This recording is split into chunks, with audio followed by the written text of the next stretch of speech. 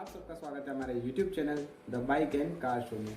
आज हम बात करने वाले हैं 10 factors before buying a bike के बारे में, यानी कि वो 10 बातें जो आपको एक बाइक खरीदने से पहले ध्यान में रखनी चाहिए।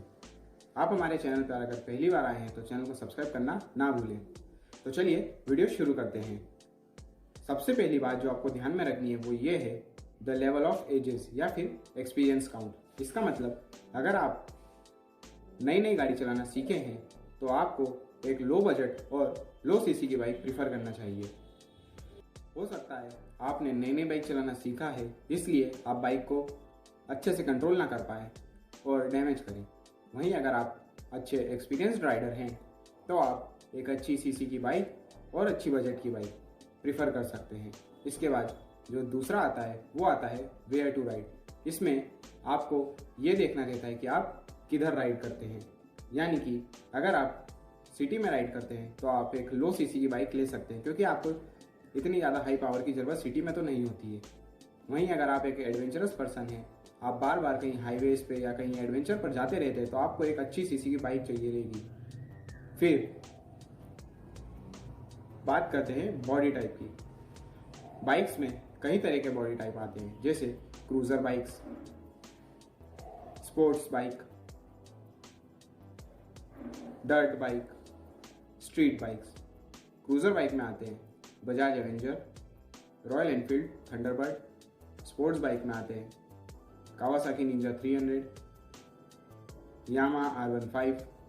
डर्ट बाइक में आते हैं हीरो इम्पल्स और दुकाटी हाइपर मोटार्ड।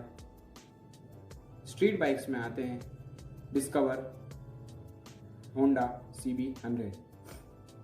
अब हम जो बात करेंगे वो ये है कि आप फ्रीक्वेंसी ऑफ यूज़ कितनी रखते हैं, आप अपनी बाइक को कितना चलाते हैं।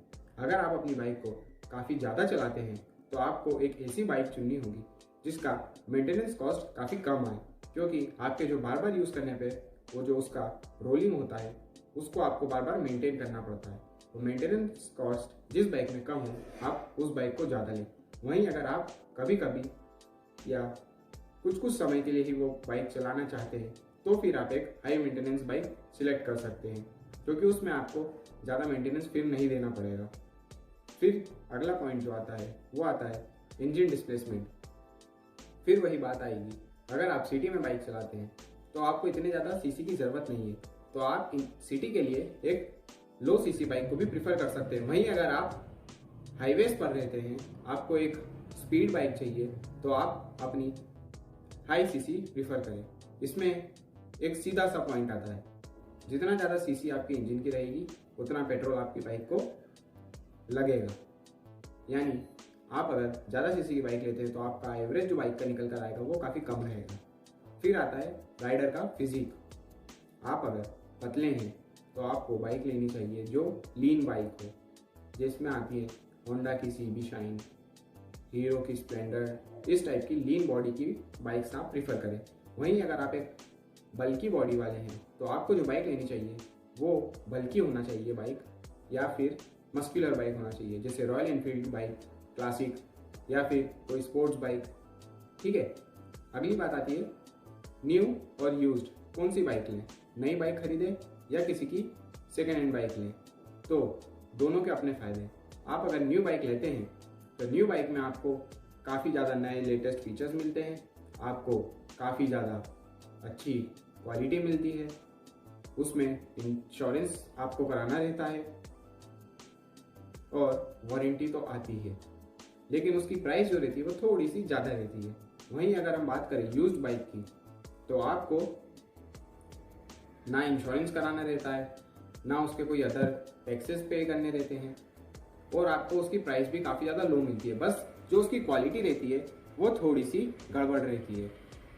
फिर आता है ride quality and practical use. इससे हमें समझना है कि अगर आपकी जैसे कोई शॉप है, आपको कोई लगेज ज़्यादा कैरी करना रहता है तो आप स्कूटर्स प्रीफर कर सकते हैं जिनमें आगे लेग स्पेस रहती है।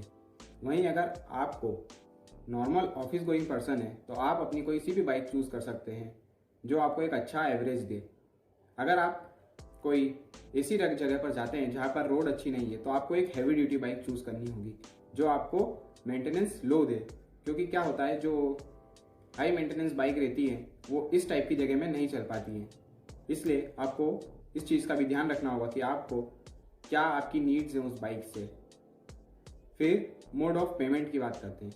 तो अगर आपका बैंक बैलेंस काफ़ी हाई है तो आप डायरेक्ट कैश पेमेंट भी कर सकते हैं। कैश पेमेंट करने से हमें काफ़ी सारे एडवांटेजेस होते हैं, काफ़ी सारा डिस्काउंट मिल जाता है। वहीं अगर आप एक आम आदमी हैं, आपका बैंक बैलेंस इतना ठीक नहीं है, या आप एक बार में कैश पेमेंट नहीं करना चाहते हैं, तो आप EMI ऑप्शन ले सकते हैं। उसमें बस आपको जो एक्चुअल प्राइस रहती है उसमें आपको इंटरेस्ट भी जुड़ जाता है। फिर पार्ट्स एंड एसेसरीज। तो देखिए, कुछ पार्ट्स ऐसे होते हैं, कुछ एसेसरीज ऐसी होती है जो आपकी सेफ्टी के लिए होती है, तो वो तो आपको कंपलसरी लगवाना रहती है, तो वो आपको शोरूम पर ही लगवा सकते हैं आप लोग। और अगर नहीं तो आप कोई भी शॉप पर जाएं, वहाँ पर आप जाके अपने हिसाब से एसेसरीज लगवा सकते हैं। आप अपनी बाइक्स, अपने स्कूटर्स को मॉडिफाई करा सकते हैं। तो ये आपके कंफर्ट के हिसाब से रहता है। तो चलिए दोस्तों, इस वीडियो में हमने बात करी 10 factors before buying a bike के बारे में। अगर आपको हमारा वीडियो पसंद आया हो तो इसे लाइक करें और शेयर करें, और चैनल को सब्सक्राइब करना ना भूलें। Thank you.